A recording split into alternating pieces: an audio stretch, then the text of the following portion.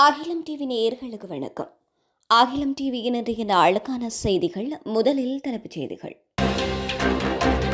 அத்தியாவசிய சேவைகள் தொடர்பில் ஜனாதிபதி வெளியிட்டுள்ள விசேட வர்த்தமானி. இலங்கையின் முக்கிய கட்சி உட்பட 8 கட்சிகளுக்கு ஏற்பட போகும் சிக்கல். நாடளாவிய ரீதியில் 716 பேர் கைது. இலங்கை மக்களுக்கு அவசர எச்சரிக்கை, பணத்தை பாதுகாக்குமாறு கோரிக்கை. வவுனதீவில் 15 பேர் தவறான முடிவெடுத்து உயிர் மாய்ப்பு, நடவடிக்கை எடுக்குமாறு வலியுறுத்தல்.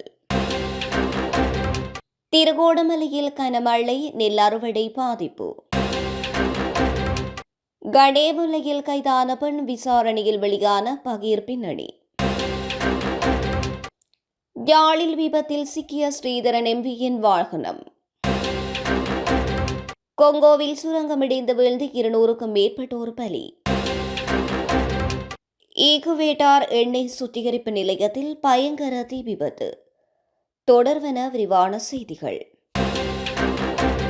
15 சேவைகளை அத்தியாவசிய சேவைகளாக அறிவித்து ஜனாதிபதி வெளியிட்ட வர்த்தமானி அறிவிப்பு மீண்டும் நீடிக்கப்பட்டுள்ளது. ஜனாதிபதி அனுரகுமார திசாநாயக்கவின் உத்தரவின் பேரில் ஜனாதிபதியின் செயலாளர் NS குமாரநாயக்க இந்த வர்த்தமானி அறிவிப்பை வெளியிட்டுள்ளார். அதன்படி மின்சாரம், எரிபொருள், சுகாதார சேவைகள், போக்குவரத்து, சாலைகள், நீர், உணவு, மாவட்ட செயலக அலுவலகங்கள், பிரதேச செயலக அலுவலகங்கள் மற்றும் கள அதிகாரிகள், ஆம்புலன்ஸ்கள், மத்திய வங்கி, அரசு வங்கிகள் மற்றும் காப்பீட்டு சேவைகள், நீர்ப்பாசன வழித்தடங்கள், தொலைபேசிகள், தொலைத்தொடர்பு மற்றும் ஊடகங்கள், தாழ்வான நில மீட்பு, விவசாயம் மற்றும் விவசாய காப்பீட்டு சேவைகள் ஆகியவற்றை அத்தியாவசிய சேவைகளாக அறிவித்து ஜனாதிபதி இந்த வர்த்தமானி அறிவிப்பை வெளியிட்டுள்ளார். பேரிடர் சூழ்நிலை காரணமாக அத்தியாவசிய சேவைகளை பராமரிக்கும் நோக்கில் நவம்பர் 29ஆம் தேதி ஜனாதிபதி அனுரகுமார திசாநாயக்க இந்த அத்தியாவசிய சேவை வர்த்தமானி அறிவிப்பை முதலில் வெளியிட்டிருந்தார். டித்வா சூறாவளிக்கு பின்னர் ஏற்பட்ட பேரிடர் சூழ்நிலையை கருத்தில் கொண்டு இயல்பு வாழ்க்கையை பேணுவதற்கு தொடர்புடைய சேவைகள் மற்றும் அத்தியாவசிய சேவைகளாக அவை அறிவிக்கப்பட்டுள்ளன. அங்கீகரிக்கப்பட்ட 8 அரசியல் கட்சிகள் முறையாக அங்கீகரிக்கப்பட்ட பொதுச் செயலாளரை கொண்டிருக்கவில்லை என்று தேர்தல்கள் ஆணைக்குழுவின் தலைவர் RMBL ரத்நாயக்க தெரிவித்துள்ளார். அடுத்த தேர்தலுக்கு முன்னர் இந்த பிரச்சினையை அவர்கள் அவசரமாக தீர்க்க வேண்டும் என்று அவர் வலியுறுத்தியுள்ளார். குறித்த பிரச்சினை விரைவில் தீர்க்கப்படாவிட்டால் குறித்த கட்சிகள் அடுத்த தேர்தலில் வேட்புமனுக்களை சமர்ப்பிக்கவோ அல்லது வேட்பாளர்களை நிறுத்தவோ முடியாது என்று தேர்தல்கள் ஆணைக்குழுவின் தலைவர் எச்சரிக்கை விடுத்துள்ளார்.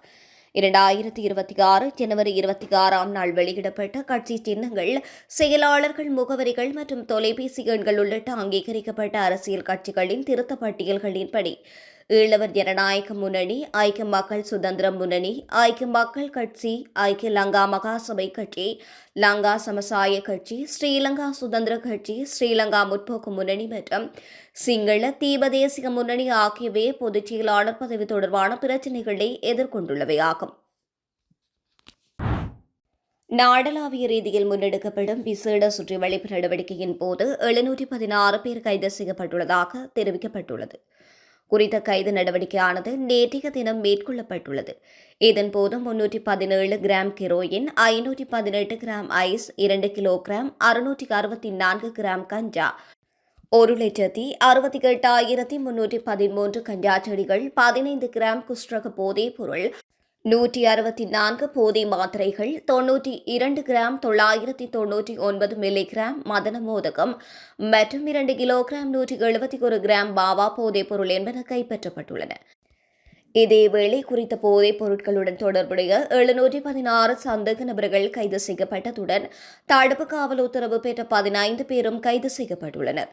சட்டவிரோத சொத்துக்கள் தொடர்பான விசாரணைகளுக்கு அமைய ஒருவர் கைது செய்யப்பட்டுள்ள நிலையில் மேலும் 718 சோதனைகள் நடத்தப்பட்டுள்ளதுடன் 5 பேர் மறுவாழ்வு நிலையங்களுக்கு அனுப்பி வைப்பதற்கு பரிந்துரைக்கப்பட்டுள்ளதாக போலீசார் தெரிவித்துள்ளனர்.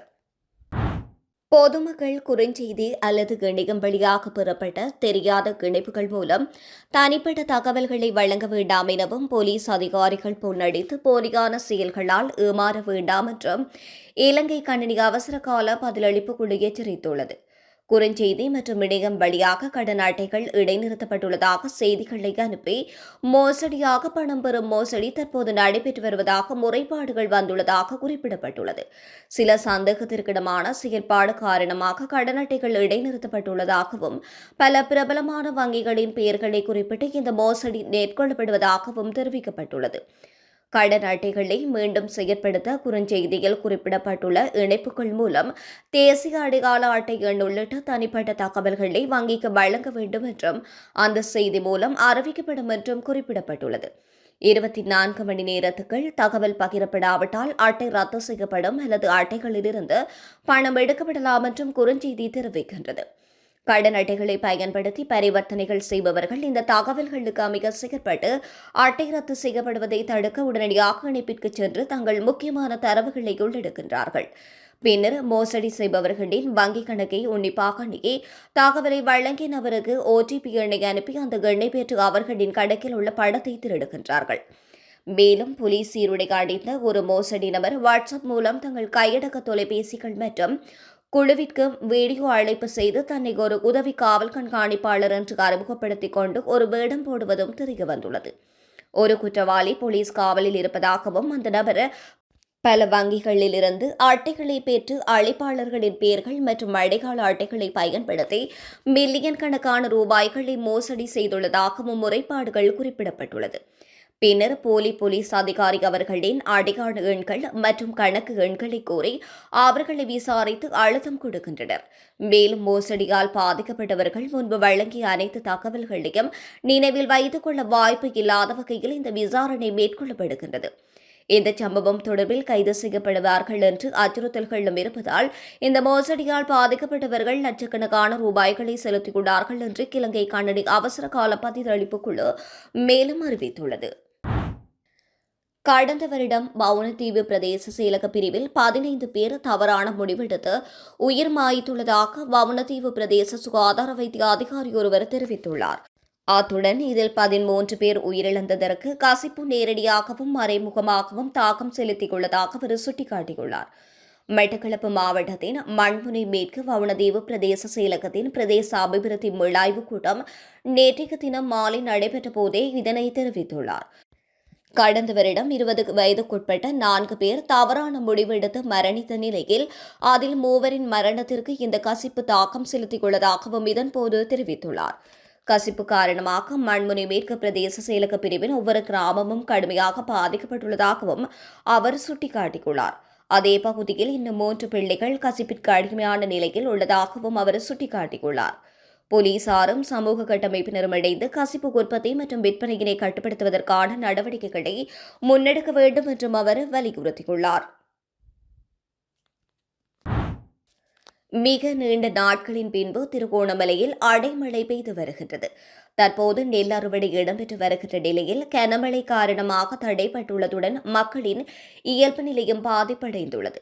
திருகோணமலையின் கிண்ணியா, தம்பலகாமம், கந்தளாய் உள்ளிட்ட பல இடங்களிலும் மழை பெய்து வருகின்றது. இதனால் அன்றாட ஜீவனோபாயம் பாதிக்கப்பட்டுள்ளதுடன் தாழ்நிலப்பகுதிகள் நீரில் மூழ்கியதுடன் நெற்செய்கை அறுவடை இயந்திரம் மூலமாக இடம்பெற்று வருகின்ற நிலை தடைப்பட்டுள்ளமையும் குறிப்பிடத்தக்கது.